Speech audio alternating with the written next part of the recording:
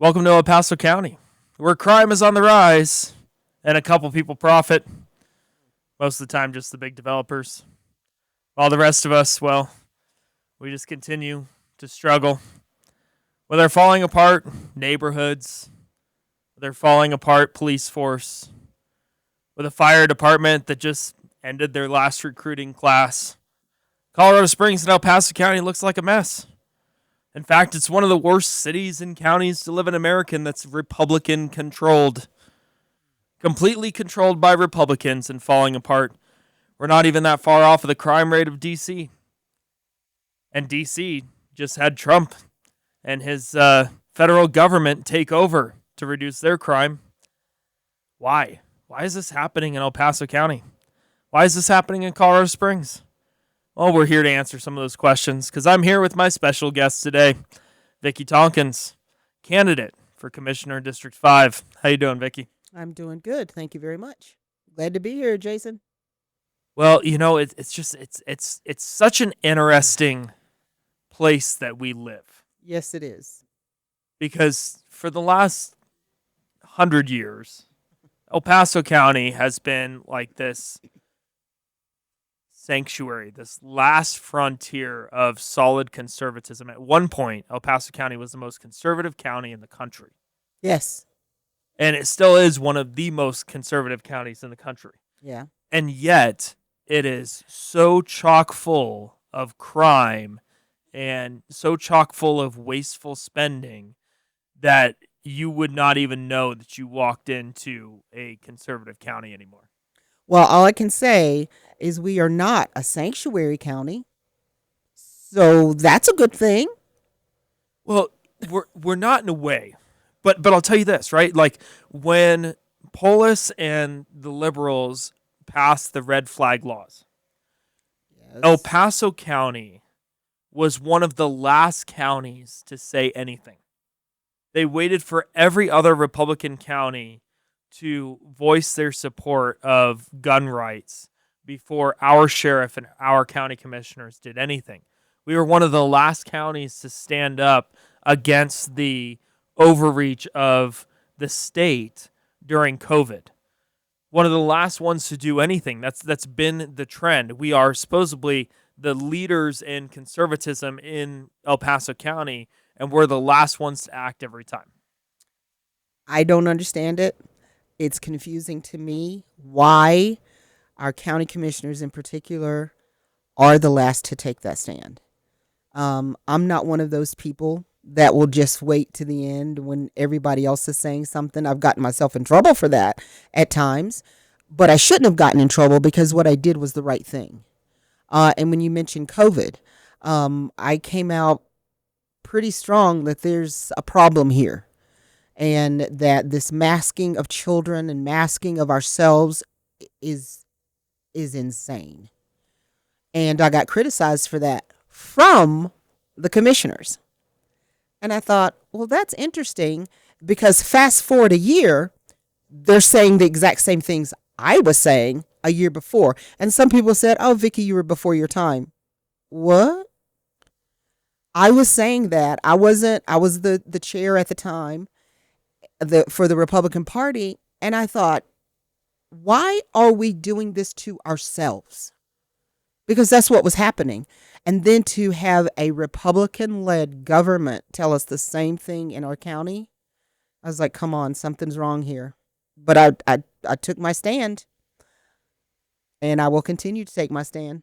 I mean, for years we voiced our concern over Susan Wheeler in the public health department, Yes. and the county commissioners repeatedly defended her up until the point that she resigned. And all of a sudden, all the county commissioners are like, we're not thanking you for your service. I'm like, why couldn't you have done that 5 years ago? Like when the rest of us were going, why don't you get rid of these people? Right. And the county commissioner, we can't. Yes, you can. I'm like, you're the board of county, like the board of county commissioners. You put in place all of these boards, one of which is the public health board, Public health. and they choose the public health director. And so if you're not happy with what's going on in that department, you start to change, and you had many years to do it. You start to change who sits on that board, put the people on that board that have the right values so that you get the right public health director in place. Yes. And the fact that our county coroner at the time served as the public health director in such a way that, like, we had a public health director, but she was not the face of the pandemic. No, the Nope. coroner was the face of the pandemic. And our county commissioners allowed this to happen and actually asked for it to take place. And so, what's better to put fear in the eyes of the people than all of a sudden have the leader of death telling you you're going to die from COVID? You know, I had so many to say, so many things to say back then. But I'm going to go back a little bit further when you were talking about talking to the health board. I was at a meeting when they were talking about having the safety needles and the place where people could get needles and all this stuff. Well, I testified at that meeting. I said, listen, my husband and I have worked with people who are drug addicts. The worst thing you can do with a drug addict is give them a way to get more drugs. And that's exactly what this would do. You are talking about providing clean needles for individuals who don't need needles. They need that thing taken away from them in order to help them be healed. So I saw the writing on the wall when I saw how they were saying, oh, this is going to help people. How is that going to help people? You're going to have more people overdosing because you've provided them with needles. And so then when COVID comes in, I'm thinking, surely these people can see the writing on the wall that this is not going to be good for the people here in El Paso County. But our Republican board, like you said, they waited almost a year after everybody else has been screaming, there's a problem here. You're infringing on our rights.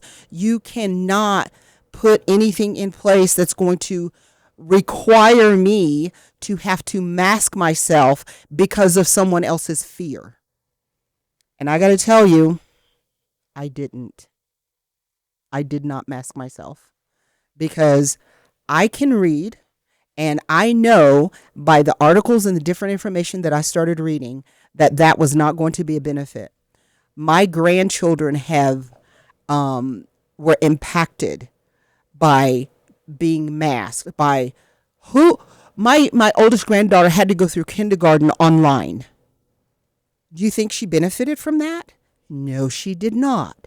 So now parents are having to make up for the losses because of a decision that was made for us, demanding us that it's not lawful. It was not lawful to say that we be masked, but our children are now suffering for that.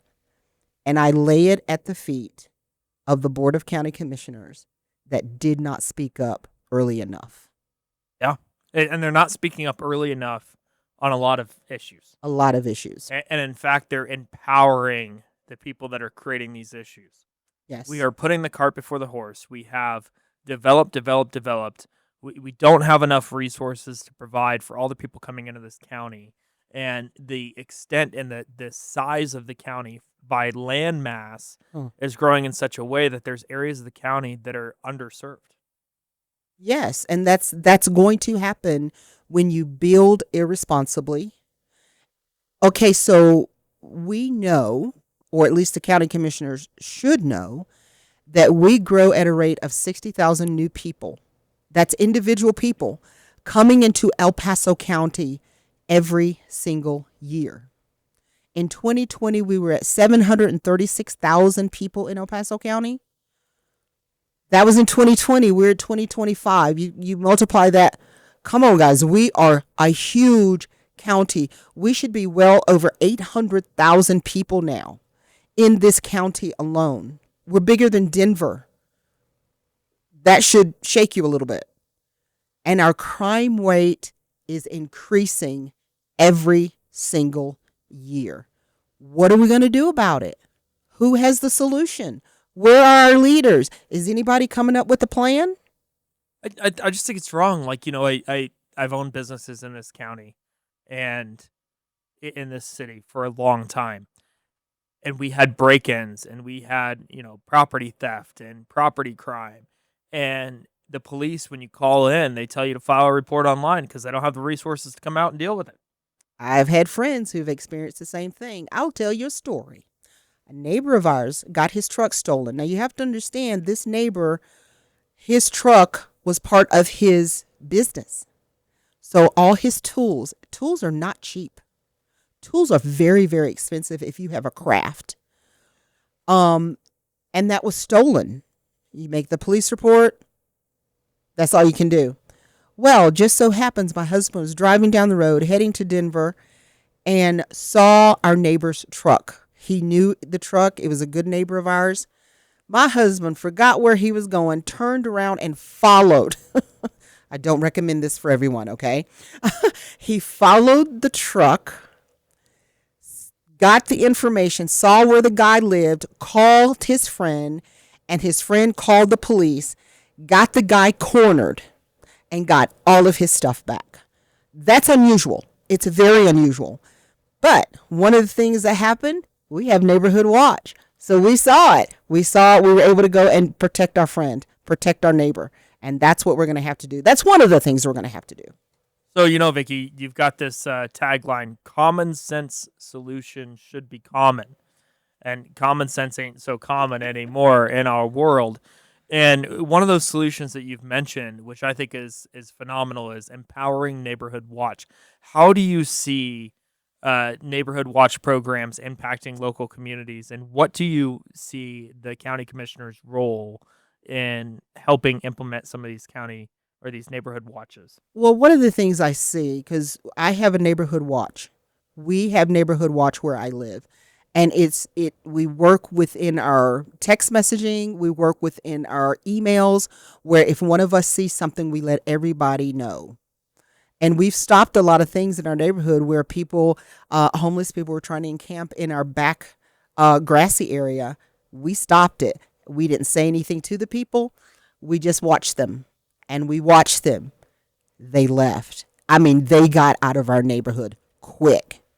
What I would like to see is, okay, so we know that most of the crime, the violent crime, is happening maybe on the south end of town. Most people feel like they have no power to be able to protect themselves, but it's very simple.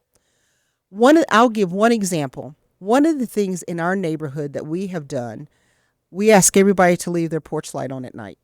And I know, well, Vickie, that is so simple. It is. It is really that simple, but think about it. If your porch is illuminated, how quickly is a criminal going to come up to your door? And if everybody has a ring, doorbell, how quickly are they going to come up to your door and commit a crime? So what I would like to see happen is that we go into those neighborhoods where we see a lot of this crime. We go there and we assess, what do they need? How much is this going to cost? It's not going to cost a lot of money, I can tell you that. A light bulb too? A light bulb. Come on, people. A light bulb. A sign that says neighborhood watch. How much is that really going to cost us? Maybe they need shrubbery cut back to prevent people from going on their porch or getting in a window. Simple training of neighbors to look out for each other. That's self-government, people. That's self-governing. We've got to do more of that and stop relying on leaders to do everything for us. That's one of the simple things I would like to see the commissioners do. And if I am elected as a county commissioner, I promise you, that is going to be one of the first things that I start implementing, is finding monies and grants to be able to go and help those people in neighborhoods where they have been inundated with crime, and help them come up with simple solutions like a neighborhood watch and be able to stop this crime from happening. Simple. Well, and some of this also goes back to holding the city responsible. I mean, the amount of street lights Yes. that are in these neighborhoods that are out, that increases the likelihood of the crime as well. It does. And so if we have a city that cares to, number one, make sure that their lights are illuminated, Yes. that their streets are safe, which We're also talking about the physical street itself. Mm-hmm. But and also there's a huge issue with, especially from a county side. The city side's a little bit separate, but the county side has a huge issue when it comes to snow removal, Yes. especially on the north end of town. And I know that's not your district, but the north end of town, there's a lot of roads that are unincorporated El Paso County that aren't part of Monument or Palmer Lake or whatever. And some of these neighborhoods do not get plowed for days after we have massive snowstorms. And it actually costs the life of a young man here in El Paso County just about 7-8 years ago, who, basically was injured, was hurt, and the fire department could not get to him in time because of the snow. And so there's issues when it comes to the county making sure that neighborhoods that are not in the city but in the county are taken care of and that they can get out of their driveway. Yes. Because I lived up in Monument for a long time, and when we knew that there was giant snowstorms, I stayed the night down here because I had to get to work, and I knew that I couldn't get through 1.5 feet or 2 feet of snow because they're not going to plow the neighborhood streets. And I think that there should actually be an exemption that they should allow individual communities to hire their own plows, Why not? take care of their own streets. But right now it's illegal. Why would that be illegal? We tried. I said, hey, can you plow out this neighborhood? And he goes, no, it's illegal for me to plow on the county streets. And again, let's go back to what we're saying. Common sense, people. If a community is saying, hey, let us take care of ourselves, I mean, isn't it supposed to be self-government? I mean, we're supposed to govern ourselves. We should not rely on the government. What was that Ronald Reagan said? Government is not the solution. They're the problem. Yep. I don't understand if that's not something that can't be brought before the county commissioners and say, listen, we want to be able to govern ourselves. We want to be able to have our own roads plowed in the winter because you guys can't get there. We'll own this. We'll own it. So my parents sent a message to Holly Williams. They live in Monument. Sent a message to Holly Williams and said, hey, we haven't been able to get out of our street for days. And Holly Williams' response was, well, I couldn't make it to such and such school performance because of the snow either. Well, Holly Williams lives in Colorado Springs. They don't get that much snow, and her neighborhood is plowed faster than anybody in El Paso County. So, there's no excuse. Just because you feel like it's unsafe to drive, we're talking about people that literally cannot leave their house because the street down below is not plowed. So basically what we're saying is we can't come and plow it, and you are not allowed to plow it because then you become a criminal, or you're criminalizing the people who are plowing it for you. Common sense. We need to come back to common sense. We need to make common sense common again, because that to me is a simple solution that requires no red tape. It's just freeing the people to govern themselves. Come on, Board of County Commissioners, we can do better. Well, and it's also about supporting our fire department, supporting EMS, supporting police. And what we don't take into consideration is everyday citizens of El Paso County or Colorado Springs, when there's a massive blizzard, right, they can make the choice to stay home. Yes. Many of them don't, but for the most part, we do pretty good in this city of people staying off the streets We do. when it's a nightmare. The people that are not allowed to stay home are hospital workers, EMS, fire, police, and we are putting their lives at risk by not taking care of our roads. Yes. And so it's not just about Sally down the road can't make it to her job. It's about the fact that Sally down the road, her job might close for the day or work from online, but our police officers don't have that choice. They do not. And so we have to we have to help the people that, number one, are helping us, and number two, providing national security, because we're talking about a town that has what are we at? Five different military bases, and they have essential personnel that have to get to their jobs, and our national security depends on it. And so the way that El Paso County has just gone, well, sucks to be you when it comes to snow removal is absurd. It's a national security risk, and it's a risk to every single citizen in this county. Yes. And the thing is, I think what we have gotten away from, Jason, is just like in public school, we've gotten away from reading, writing, and arithmetic. We're doing all the social things, which I question a lot of it. We've gotten away from basics. And I think we see that in government. Government has gotten so bloated and so self-serving that they forget who the boss is. The boss is we, the people. The people are to be served by the elected official, and not the people serve the elected official. That's where one of our problems are. We have gotten away from what is the duty of government. The main duty of government is to make sure the people are safe. If you're not plowing the roads, if you're not fitting the potholes where I had to spend $1,500 on my car because of a pothole, if you're not taking care of the basic essentials that people need just to be safe, okay, we've gotten away from what the government is all about. The government, I'm sorry, some of you are not going to like this, but it's not about your social issue.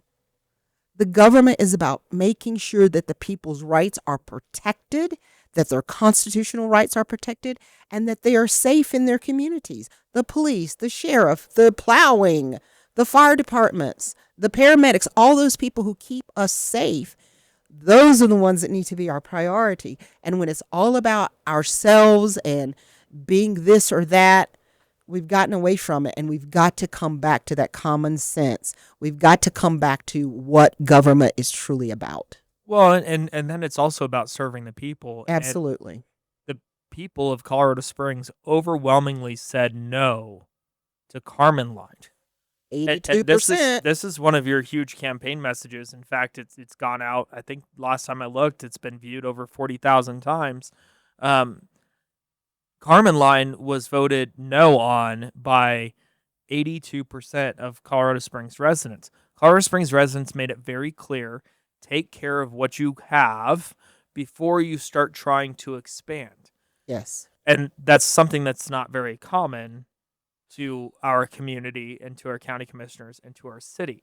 And yet, the city didn't vote in that annexation, but the county said, don't worry, we'll approve a development in the county for you guys to still add another 5,000 homes, which we can't take care of because we can't plow the streets that we already have. Common sense needs to be common again.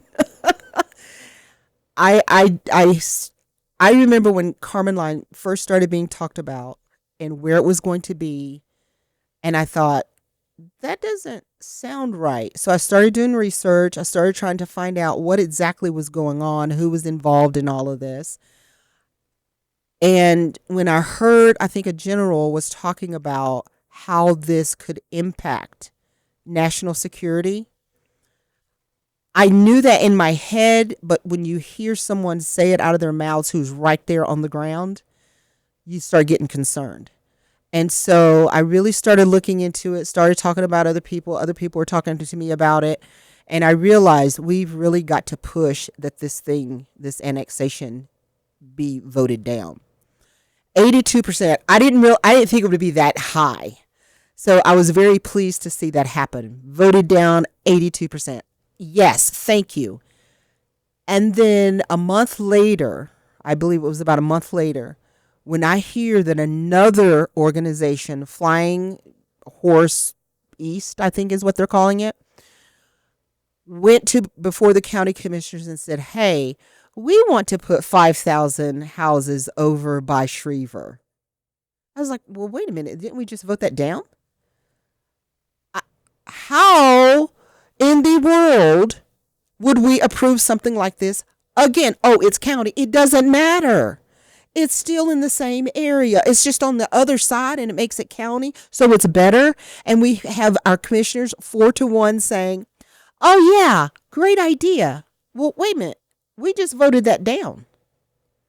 So you're going to backdoor us, county commissioners, and say, oh, no, you can do it over here. It's still a Schriever. And it's still going to cause the same solutions or problems. You remember what I said to you, Jason? I said, I have this sneaking feeling that them approving this is going to be a backdoor to bring Carmen Line back. You remember I said that? Well, I got that confirmed this weekend. That's exactly what is happening. Well, and Carmen Line can just be part of unincorporated El Paso County. Like that's, but the thing about it is so you can head 50 miles east and still be in El Paso County. Yes. And those residents 50 miles east from where we are right now, there is not a sheriff's station. Nope. For like 45 miles. The people out in Calhoun, there is not El Paso County support for any of the east side. If you were to get into some sort of catastrophic accident, the likelihood of you surviving out east is very slim. Because they just can't get to you fast enough. Exactly. Because there's so much crime here in El Paso County and central El Paso County. That's right. That everybody's resources are taken up. Instead of trying to find solutions to put people that are overdosing in rehab, we've encouraged them by giving them safe injection sites across the state. Well, what happens when somebody overdoses? Well, you take an ambulance out. Yes. You take a fire truck out of the picture. And now that ambulance and fire truck cannot go save your dying grandmother who had a heart attack because they're dealing with somebody that has overdosed for the 10th or 12th time. Yes. That's a problem. Pretty much it. Yes. And so we have to look and go like, hey, county commissioners, all of you except a couple, who were the ones that did not vote for that development? District 3, Wysong was the only one. So Laura Nelson, who's running currently, who you're running against, voted for that development. She did. And it would be Holly Williams voted for that development. She did. Corey Applegate. Yes. And Carrie Geithner. They all four said, let's do this. It's nuts. Well, there you go. You have it. You know who it is. Don't vote for him. They just want to continue to expand this county and not provide the support that's necessary for you and for we, the people. Yes. And I think that's a big concern, that people are starting to feel like they don't matter, that nobody cares for them in the government. So I hate to say it like this, but it's starting to look like that. If you don't care enough to make sure that people can be safe, I'm going to go back to that. If you don't care enough that the people are safe, which is your duty, then who is going to be there for them? And that's why I'm going to keep pushing Neighborhood Watch. Because if the people who are supposed to be there for the people are not, then they can take care of themselves. Well, you heard it. Vote for Vickie Tonkins, Commissioner District 5. Go on our website and donate, VickieTonkins.com. And tell all your friends. Share this video and all of her videos. And find us online, Spiritual Insurgency on YouTube and Rumble. Thank you. God bless.